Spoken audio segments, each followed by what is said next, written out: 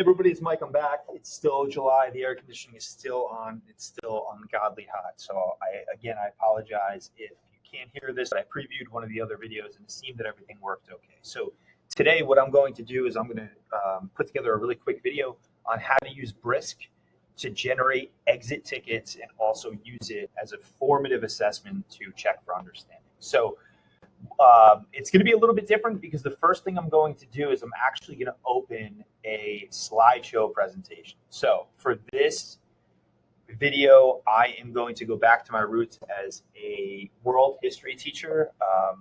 And this is unit 1, Age of Renaissance. So let's just pretend that during the course of the day, the lesson, whatever, I presented this material to my students in lecture form, asking them to fill in a graphic organizer, whatever it may be. And I need something to do to actually ensure that the students understood the information that I'm teaching to them. And I want to do that through the form of exit tickets. So what I'm going to do is I'm going to highlight this little B over here. This means whenever you see the B for Brisk, this means that Brisk has the ability to interact with this interface. So we've gotten it almost exclusively through Google Forms, through Google Docs, but it also works in a slideshow presentation as well. So I'm going to click on the B. I am going to click on Create, and then I am going to create a quiz.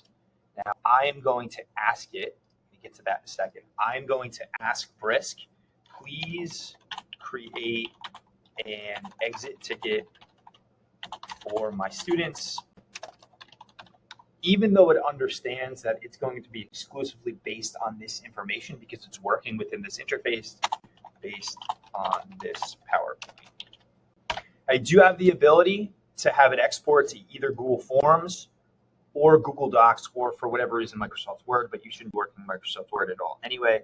But I'm going to have it make a Google form for me. Now, one of the things that you have the ability to do, and I'm going to talk about this in subsequent videos, you have the ability to ensure that your questions are actually aligned to specific New Jersey student learning standards. So for the sake of this video, it's going to be kind of a soft launch. I'm going to click on standards. I'm going to pretend that I didn't try to record this ahead of time. I'm going to type in Renaissance. And I'm going to search for any one of these standards that has to deal with the Renaissance. I know that the standard I'm looking for is right here. Explain how the factors laid the foundation for the Renaissance. This aligns to some of the information that I included within this PowerPoint presentation. So I'm going to click on Done. If I wanted to add an additional New Jersey student learning standard, I could.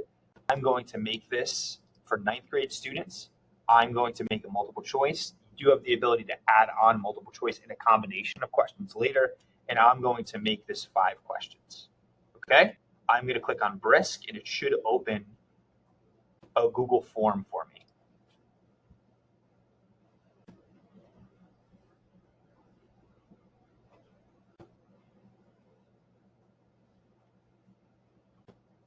So it's now thinking in Google Forms.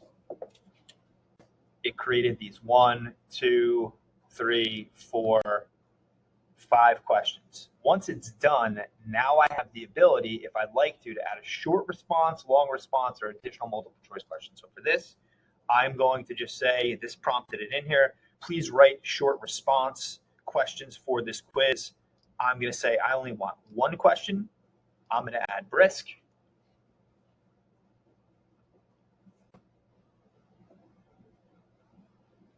And there you go. Now I have the Google form. I have the ability, if I want to modify any sort of answers, it does provide the answers for you in an answer key. I can publish this and then link it to my Canvas page, and I'm done. All right, thanks for watching.